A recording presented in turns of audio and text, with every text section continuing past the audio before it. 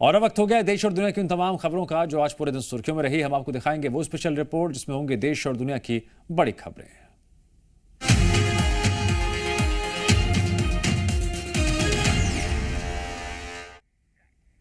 Special report में आज सबसे पहले बात जम्मू कश्मीर में आतंकियों की घुसपैठ की। हर कोशिश को नाकाम कर रहे हैं सेना के जवान, लेकिन अब आतंकियों ने अपनी चाल बदली है। आतंकी अब घने जंगलों और पहाड़ी गुफाओं की आड़ लेकर जन्नत को दिलाने की कोशिश कर रहे हैं और ऐसे आतंकियों को ढूंढने का बड़ा सर्च ऑपरेशन घाटी में लगातार जारी है।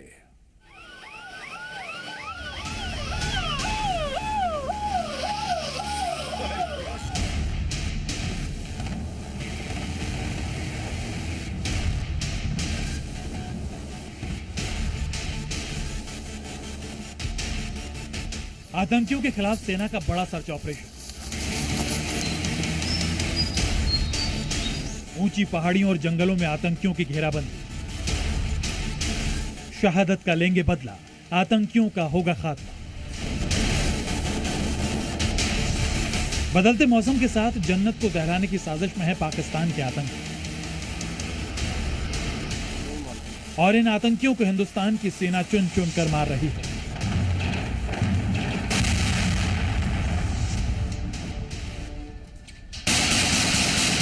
और इसी कड़ी में जम्मू कश्मीर के अनंतनाग में भारतीय सेना का बड़ा सर्च ऑपरेशन जारी है।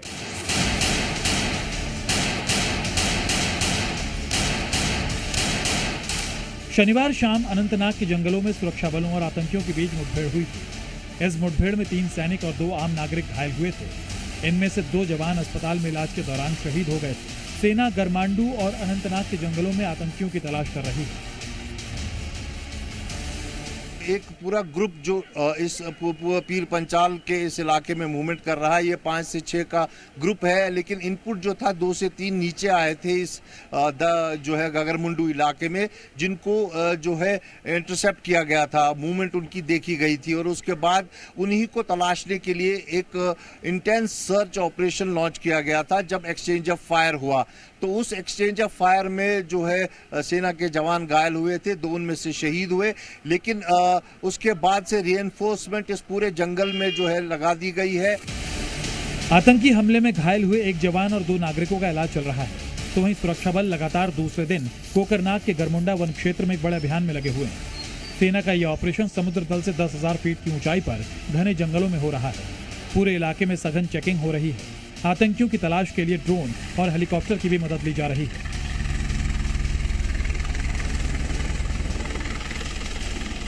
इस वक्त आप देख सकते हैं पूरे इस इलाके को जो है कॉर्डन में लिया गया है और ऊपरी इलाका करीबन 10,000 फीट सी लेवल के ऊपर इस जंगल में जो है ऑपरेशन चलाया जा रहा है। आप देखिए कैसे सिक्योरिटी फोर्सेस जो है एक्शन में है इस वक्त, और एसओजी जो स्पेशल ऑपरेशन ग्रुप है पुलिस का, वो और जम्मू कश्मीर पुलिस और साथ में साथ सेना लगातार इस ऑपरेशन को जो है कंडक्ट कर रही है। सुरक्षा एजेंसीज के मुताबिक आतंकियों की गिनती 3 से 4 हो सकती है, लेकिन एजेंसीज के लिए सबसे बड़ा सवाल यही है कि आतंकी नागरिकों के इतने करीब कैसे पहुंच गए। डोडा की जो सीमाएं हैं, बॉर्डर है, उसी के पास में है, ये उसी बॉर्डर्स के काफ़ी पास में है। तो ये अभी आपको बाकी तफसीलात जो है बाद में साझा की जाएंगी, क्योंकि अभी ऑपरेशन अभी चल रहा है, सर्च ऑपरेशन काफ़ी इंटेंसिवली चल रहा है। तो उसके बाद जब कंक्लूड होने के बाद ही इस तरह की जानकारी शेयर कर पाएंगे। अनंतनाग के बाद किश्तवाड़ में भी सेना और आतंकियों के बीच मुठभेड़ हुई। यहां सर्च ऑपरेशन के दौरान सुरक्षा बलों और आतंकियों के बीच गोलीबारी हुई। सेना के जवानों ने पूरे इलाके को घेर रखा है और आतंकियों के खिलाफ सर्च ऑपरेशन जारी है। कश्मीर में मौसम तेजी से बदल रहा है, लेकिन सेना और सुरक्षा बलों ने रात के वक्त भी अंधेरे में अपना अभियान जारी रखा हुआ है। आतंकियों की तलाश के लिए अतिरिक्त सुरक्षा बलों की टुकड़ी भी बुलाई गई है। सेना का कहना है कि पिछले कुछ वक्त से आतंकियों ने अपना पैटर्न बदला है। आतंकी अब बस्तियों और कस्बों की बजाय पीर पंजाल रेंज के घने जंगलों और पहाड़ियों में छिप रहे हैं। आतंकी घने जंगली इलाके और प्राकृतिक गुफाओं का फायदा उठाने की कोशिश करते हैं और हमलों को अंजाम देकर बॉर्डर पार करने की कोशिश करते हैं। खालिद हुसैन, अनंतनाग, जी मीडिया। अब बात बांग्लादेश में हिंदुओं पर हो रहे अत्याचार की। इस बर्बरता के खिलाफ अब दुनिया भर के हिंदू एकजुट होकर वहां के हालात पर अपना गुस्सा जाहिर कर रहे हैं। कनाडा, ब्रिटेन, अमेरिका, ऑस्ट्रेलिया, हर जगह प्रोटेस्ट मार्च निकाले जा रहे हैं और लोग न केवल बांग्लादेश की अंतरिम सरकार से एक्शन की मांग कर रहे हैं, बल्कि अपने अपने देश की सरकारों को भी आगे आकर इस अत्याचार के खिलाफ कार्रवाई की अपील कर रहे हैं।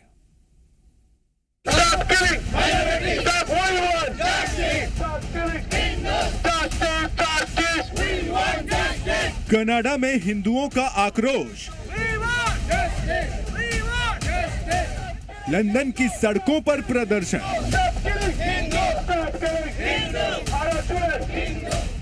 अमेरिका में फूटा हिंदुओं का गुस्सा,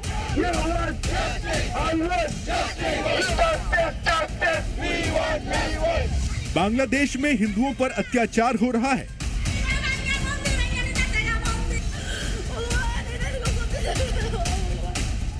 मंदिरों को जलाया जा रहा है। हिंदू बहुल इलाकों में आगजनी की जा रही है। महिलाओं की इज्जत लूटी जा रही है। बीते एक हफ्ते से बांग्लादेश सुलग रहा है। तख्ता पलट के नाम पर वहां के हिंदुओं की हत्या की जा रही है। बांग्लादेश की सड़कें हिंदुओं के खून से सनी हुई हैं। लेकिन हिंदुओं पर हो रहे इस अत्याचार के खिलाफ दुनिया भर के हिंदुओं का गुस्सा फूटा। 7 समंदर पार रह रही हिंदू आबादी बेचैन है। अपनों के दर्द का एहसास है। सड़कों पर उतरकर लोग न्याय की मांग कर रहे हैं। हिंदुओं की हत्या पर अपना आक्रोश जता रहे हैं। कनाडा में रह रहे लोग बीते 2 दिनों से सड़कों पर इसी तरह अपनी नाराजगी जाहिर कर रहे हैं। ये तस्वीरें टोरंटो की हैं। यहाँ केवल हिंदू ही नहीं बल्कि ईसाई, बौद्ध और यहूदी भी सड़कों पर हैं। हाथों में सेव हिंदूज इन बांग्लादेश के पोस्टर और झंडे, दिल में गुस्सा और मन में हिंदुओं के लिए न्याय की उम्मीद। We have faced persecution in Punjab, in Kashmir, in West Bengal, in Kerala and now in Bangladesh. The target is one. The target is complete annihilation of the Hindu community. And that is what we are doing. By India. This is not true. And all our relatives that we have in Bangladesh, they can give you stories. And these are not stories. These are true facts that our relatives are being prejudiced and persecuted. ऐसी ही तस्वीरें 7 समंदर पार London से भी आईं, जहां अलग अलग जगहों पर हिंदुओं का प्रदर्शन जारी है।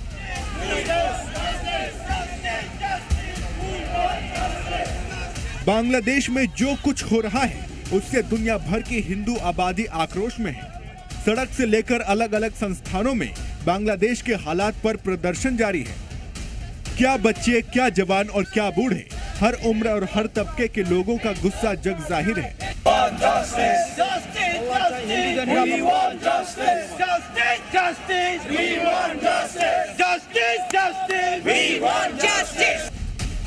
बांग्लादेश के हालात पर लंदन में जारी प्रदर्शन को वहां के स्थानीय लोगों का भी समर्थन मिल रहा है।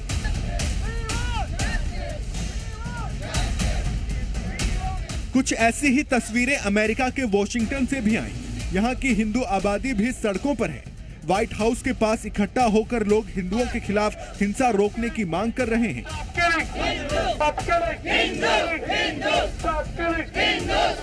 अमेरिका में लोग हिंदुओं की हत्या का हिसाब मांग रहे हैं। तख्ता पलट के बाद मकानों और मंदिरों में हुई आगजनी पर जवाब मांग रहे हैं।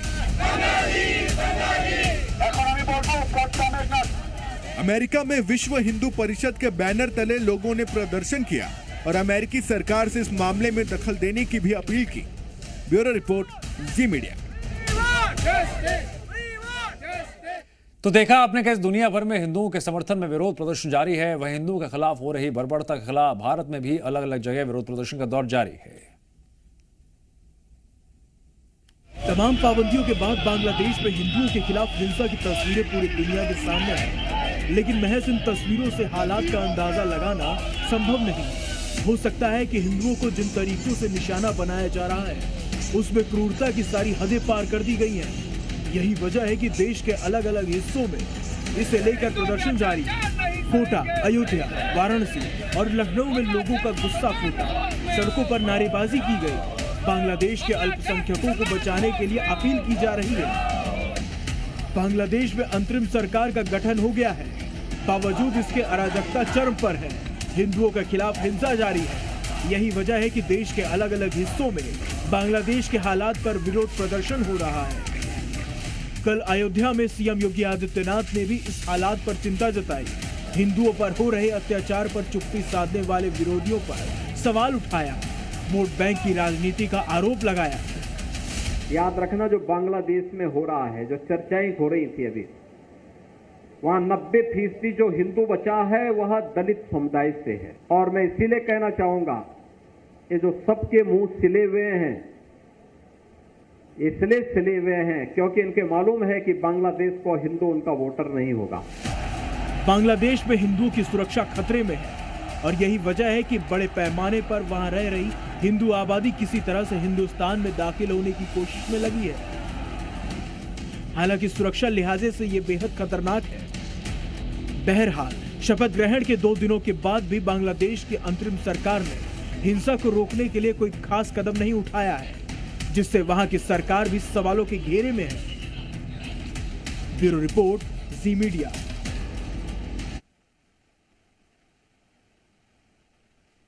बांग्लादेश पर आतंकियों की नापाक नजर है। बांग्लादेश में एक हफ्ते के अंदर सब कुछ बदल गया है। शेख हसीना सरकार का इस्तीफा हो चुका है, अंतरिम सरकार गठन भी कह चुका है और इन सबके बीच सरहद पर बैठे दहशतगर्द अब बांग्लादेश को पाकिस्तान बनाने की नापाक साजिश में जुट गए हैं।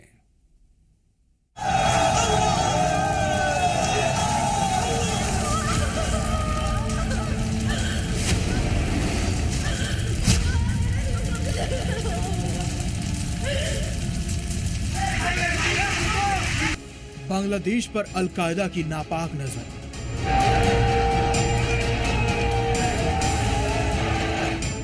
बांग्लादेश को पाकिस्तान बनाने की साजिश। तख्ता पलट के बाद आतंकी खेमे में जश्न। 12 पन्नों का प्लान, पाकिस्तान जैसा अंजाम। 5 अगस्त 2024 बांग्लादेश में शेख हसीना सरकार का तख्ता पलट होता है और आतंकियों के कैंप में दहशतगर्दी की नई स्क्रिप्ट तैयार होने लगती है।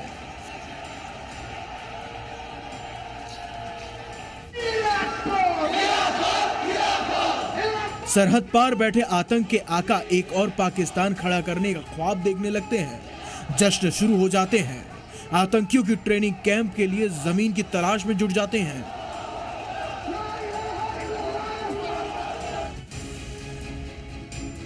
ये बात पूरी दुनिया जानती है कि जिन्ना के सपने का पाकिस्तान आतंकियों के लिए किसी स्वर्ग से कम नहीं है। पाकिस्तान ऐसा देश है जहां आम जनता की जान को हर पल खतरा है, लेकिन दहशतगर्द पूरी तरह से महफूज हैं। और अब ये दहशतगर्द बांग्लादेश को भी पाकिस्तान जैसा बनाना चाहते हैं। देश में जारी हिंसा और उथल पुथल का फायदा उठाकर आतंकी नए टेरर कैंप तैयार करने की साजिश रच रहे हैं। दरअसल शेख हसीना के इस्तीफे के बाद आतंकी संगठन अल-कायदा ने बयान जारी किया है। रिपोर्ट के मुताबिक अल-कायदा के साउथ एशिया विंग के चीफ उसामा मसूद ने 12 पन्नों का संदेश दिया है। इसमें शेख हसीना सरकार गिरने की सराहना की है। इसके अलावा धार्मिक कार्यकर्ताओं से देश में इस्लामिक शासन स्थापित करने की कोशिश में तेजी लाने को कहा है। शेख हसीना सरकार को एक वक्त आयरन लेडी ऑफ साउथ का दर्जा दिया गया था। इसकी सबसे बड़ी वजह थी कट्टरपंथियों और दहशतगर्दों के खिलाफ शेख हसीना का सख्त स्टैंड। बीते करीब 1.5 दशक में बांग्लादेश में कट्टरपंथियों को बेहद कमजोर कर दिया गया था, जिस वजह से आतंकी अपने नापाक मंसूबों में कामयाब नहीं हो पा रहे थे। मगर अब तख्तापलट के साथ कट्टरपंथियों ने बांग्लादेश में सिर उठाना शुरू कर दिया है, जिन्हें आतंकी संगठनों का भी साथ मिल रहा है।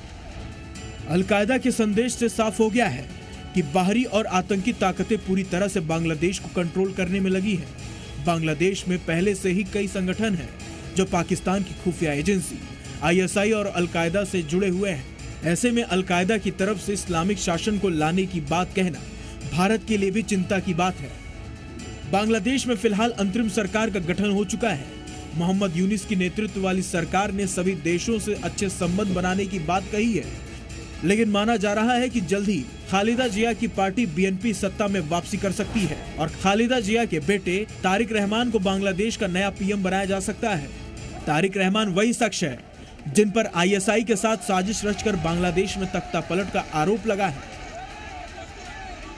ऐसे में कहना गलत नहीं होगा कि बांग्लादेश को पाकिस्तान बनाने की कोशिश में लगे दहशतगर्दों के लिए हसीना सरकार का जाना किसी गोल्डन चांस से कम नहीं है और यह हिंदुस्तान के लिए उतना ही चिंता की बात है। ब्यूरो रिपोर्ट, जी मीडिया। और यहां वक्त है ब्रेक का।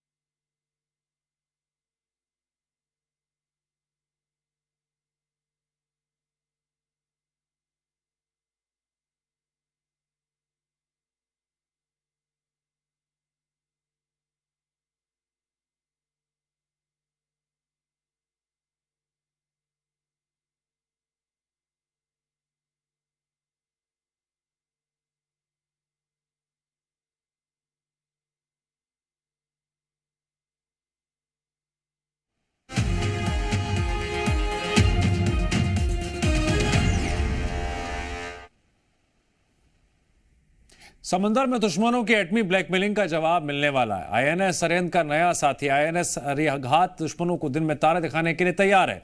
समंदर का यह नया रक्षक हर परमाणु हथियार से लैस है, जो दुश्मनों के होश फाख्ता करने की शक्ति रखता है।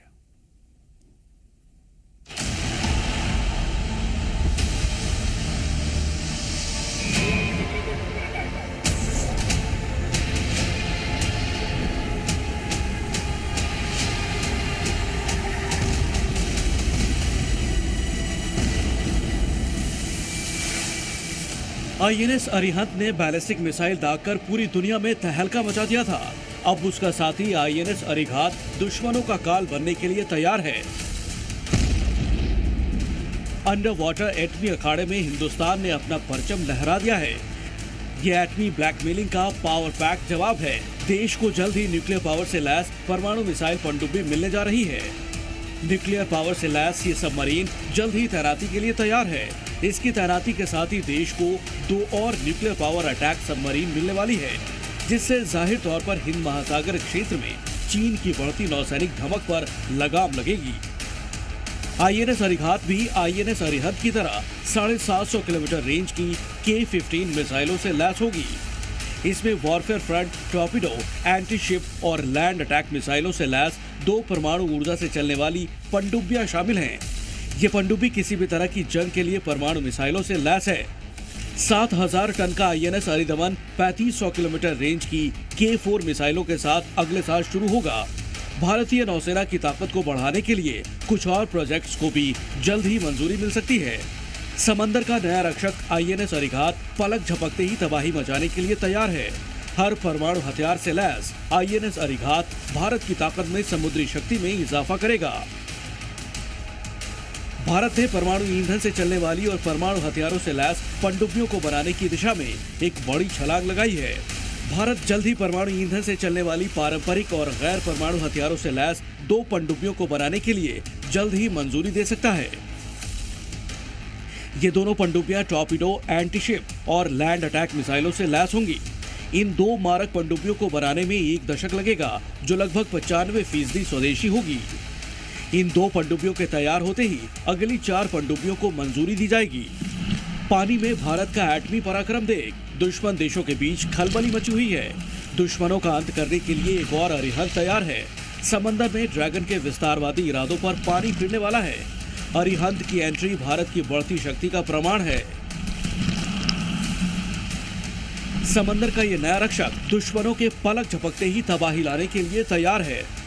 ब्यूरो रिपोर्ट, जी मीडिया। 2.5 साल में पहली बार यूक्रेन के राष्ट्रपति जेलेंस्की को लग रहा है कि अब आया ऊंट पहाड़ के नीचे। दरअसल अब यूक्रेन की सेना पुतिन के गढ़ में घुसकर हमले बोल रही है, ठीक उसी अंदाज में जैसे पुतिन की सेना यूक्रेन पर टूट पड़ती है। दुनिया को डर इसी बात का भी है कि कहीं पुतिन अब कोई बड़ा कदम ना उठा ले।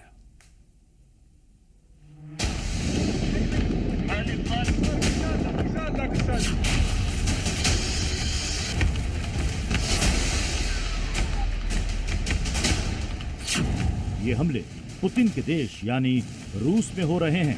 यूक्रेन के राष्ट्रपति जेलेंस्की के एक आदेश के बाद रूस यूक्रेन की लड़ाई नए मोड़ पर पहुंचती जा रही है।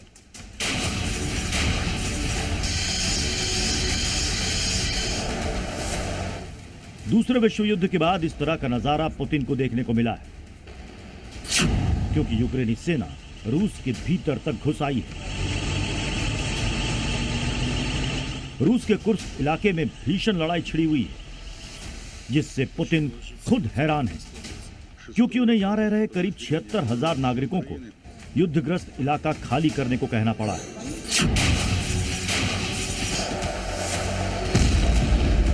लगभग 5 दिनों के यूक्रेनी हमलों के बाद रूसी क्षेत्र के सीमावर्ती इलाकों के लोगों को भागने के लिए मजबूर होना पड़ा है। दूसरी ओर जेलेंस्की अपने सैनिकों को शाबाशी दे रहे हैं, उनका जोश हाई है। Сьогодні кілька разів вже доповідав головком Сирський щодо фронту та наших дій і витисканню війни на територію агресора. ऐसा पहली बार हुआ है कि यूक्रेन के सैनिकों ने इतने भीतर रूस में घुसकर जवाबी कार्रवाई को अंजाम दिया है। सूत्रों के मुताबिक यूक्रेनी सेना रूस की सीमा के 10 किलोमीटर अंदर तक पहुंच गई है। यूक्रेन के 1000 से ज्यादा सैनिक, 20 बख्तरबंद गाड़ियां और 11 टैंक रूस में मौजूद हैं। अब तक यूक्रेन ने रूस के 15 सैन्य वाहनों को तबाह किया है। उनका अगला टारगेट सुज्जा शहर बताया जा रहा है।